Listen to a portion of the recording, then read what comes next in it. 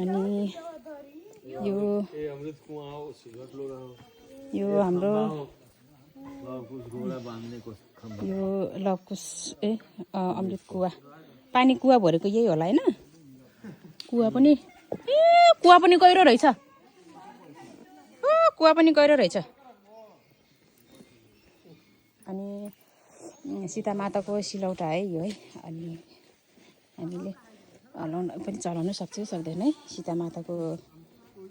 सिलौटा चिटी चलाइदिउँ हैन पिनुमै दिदी यहाँ त चिटी मलाई यहाँ भिडियो गरिदिनु त त्यसले खानेकुरा खोजेको के अरे दिदी यहाँ भिडियो गर्नु त म यहाँ सिलौटा पिन्छु भिडियो छ है यो हाम्रो सीता माताको सिलौटा पिसेर जाने हैन चटनी पिसेको सीता माताको सिलौटा रहेछ कि चटनी पिने अहिले तल लर खाने हो सातचोटि भयो अब यता यता घोडा बाँध्ने खम्बा देखाउनु पर्यो यता रहेछ लकुसले घोडा बाँधेको खम्बा रे यो है यो लकुसले घोडा बाँधेको खम्बा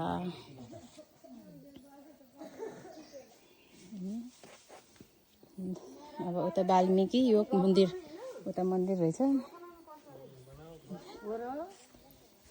हाम्रो गाईले धेरै नै पछ्याइरहेको छ